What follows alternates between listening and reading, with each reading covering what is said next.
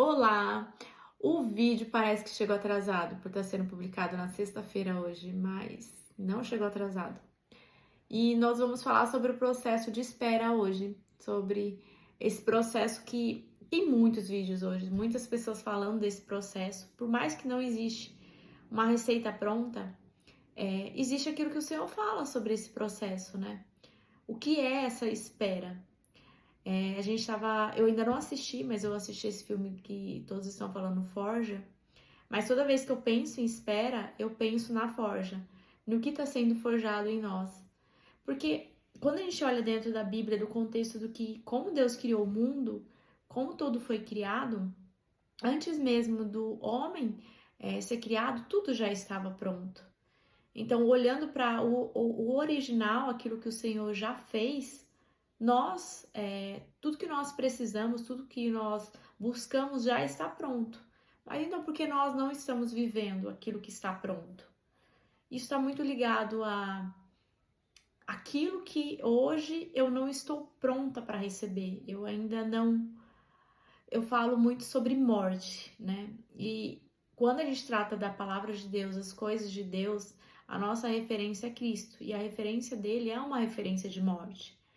E quando a gente vai falar sobre esse processo de espera, de cura, de transformação, áreas da nossa vida precisam morrer. Nós precisamos morrer para que essas áreas possam serem ressuscitadas, possam ser geradas de novo.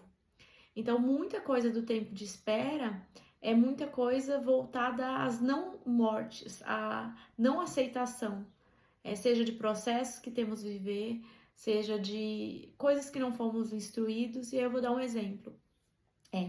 Quando eu vim de um contexto, como eu coloquei no primeiro vídeo sobre a história, eu não coloquei totalmente completa, né? Eu coloquei bem por cima o que eu vivi, mas todo aquele processo de negligências, até porque os nossos pais, eles entregam aquilo que têm, meus pais também não tinham recebido isso, nós não tínhamos uma estrutura familiar. Isso gerou muitos desgastes, sonhos e áreas que eu não queria sair. Eu queria, por exemplo, hoje eu tenho 33 anos, continuar a minha vida criança, porque eu não tive uma infância de brincar como eu gostaria, de ter vivido. Eu acabei entrando num lugar de muita responsabilidade muito cedo, mesmo sendo criança. Isso gerou ali um desgaste e fez com que eu esperasse muito mais para viver coisas na vida adulta, porque eu não estava pronta nas áreas infantis, nas áreas como criança. Eu não quis que morresse várias coisas que precisavam morrer para eu me tornar uma adulta. Isso não queria dizer que eu não poderia ter as partes da minha infância, que é a alegria, que é a vitalidade, que é a criatividade, que é a essência de uma criança. Mas isso gerou com que eu não pudesse viver uma vida adulta de forma completa, porque eu não conseguia ganhar dinheiro, eu não conseguia trabalhar, eu não conseguia ter bons relacionamentos, eu não conseguia amadurecer. Porque o desejo de ser aquela criança, de ser nutrida, de ser cuidada, de ser amada da forma que eu queria e eu não pude naquele momento, gerou em mim algo que precisava ser forjado. E Deus precisou ter muita paciência. Eu sei que todos nós temos a imagem, às vezes colocamos Deus numa caixinha, né? Mas eu sei que o processo foi muito longo para mim. Longo, uma espera de 21 anos, porque eu não queria morrer. Eu não queria deixar que essas áreas elas fossem tocadas, porque machucava, que era brutal.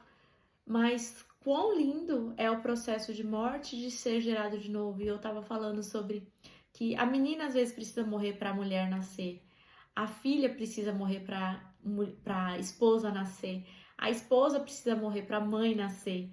O homem precisa morrer para que o marido nasça. E não é uma morte de assim, não existe mais o homem, não existe mais a menina, não existe mais a filha. Mas é quando a gente deixa de estar naquele lugar de imaturidade, a gente vai para um próximo nível.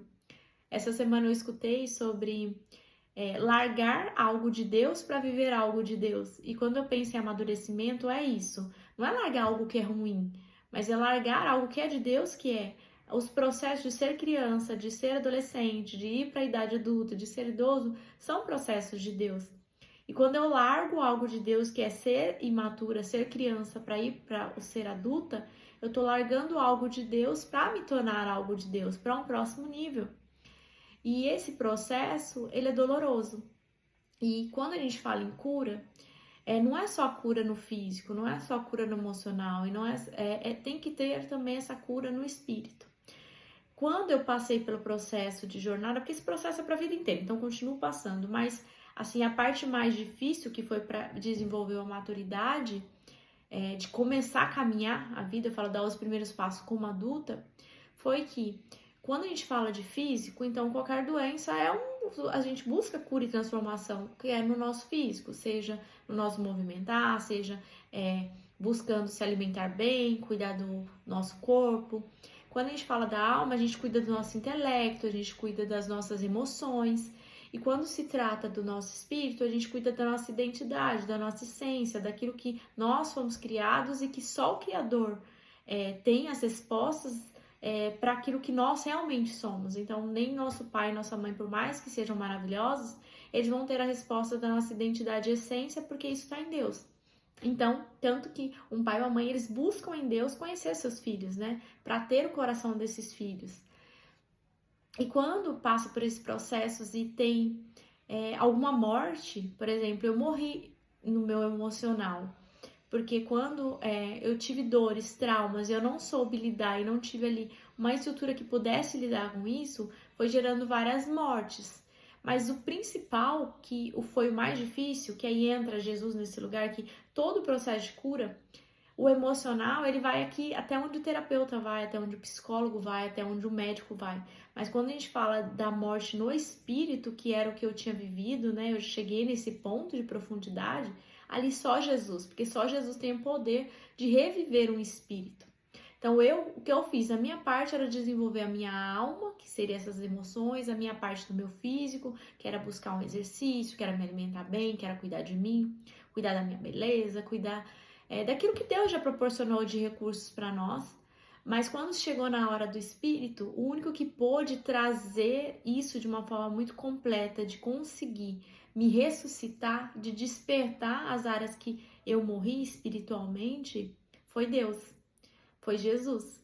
E aí eu tive que me submeter a esse processo. E é lindo a gente se submeter. E muitas das coisas que eu pedia, eu falava com Deus no processo de espera e que eu escrevia. E quando depois eu ia ler essas coisas, o Senhor falou, mas eu sempre deixei pronto, desde o tempo que você pediu.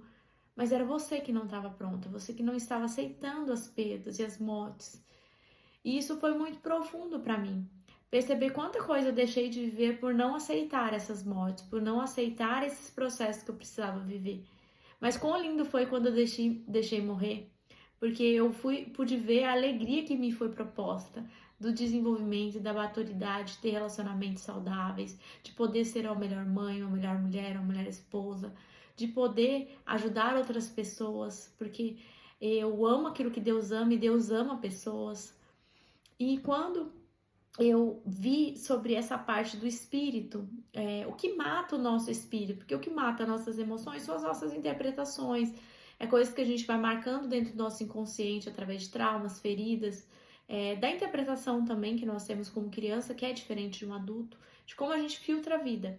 Então, isso depende do nosso desenvolvimento, de realmente ir atrás de um terapeuta, um psicólogo, buscar isso em Deus também, que ele tem essa possibilidade, ele faz tudo isso, mesmo sem isso, mas a gente tem ferramentas hoje que nos auxiliam. A palavra de Deus nos auxilia isso, até essa cura emocional. Mas quando se trata do espírito, uma das coisas que mais mata é o poder da nossa língua. A Bíblia fala que a vida e a morte está no poder da nossa língua. E eu morri muitas vezes porque as pessoas que tinham autoridade na minha vida, que eram os meus pais e a minha mãe e meu pai, né, no caso, eles, de alguma forma, eles colocavam a língua deles gerando muita morte sobre mim. Muitas palavras que entraram no meu coração e me mataram.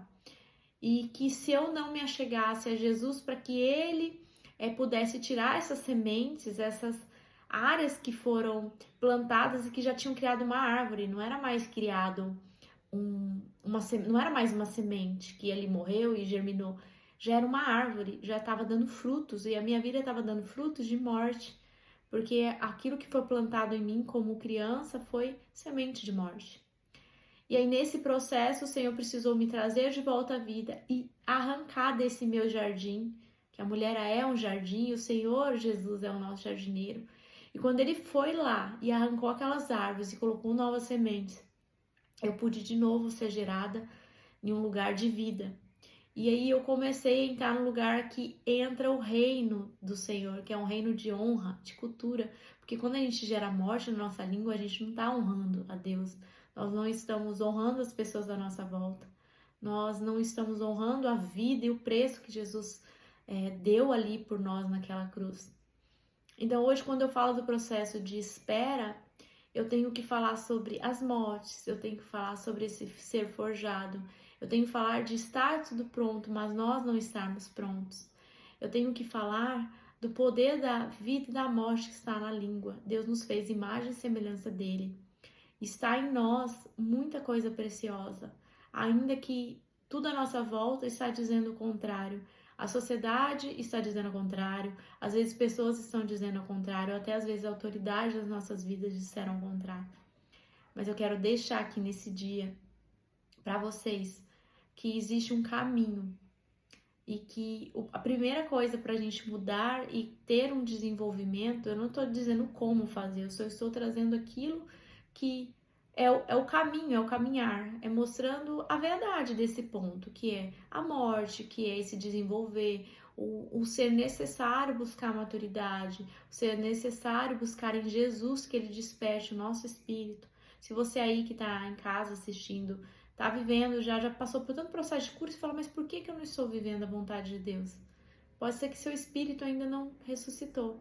Ainda tem áreas aí que você precisa pedir para Jesus trazer de volta o teu espírito. Quebrar essas árvores que foram já plantadas e que estão dando frutos ruins. E isso é só Ele que pode fazer. Eu aqui como terapeuta não posso, as pessoas que te amam à sua volta não podem, mas Jesus Ele pode. E que isso edifique a vida de vocês. Se quiserem algo a mais sobre esse assunto, vocês podem me pedir.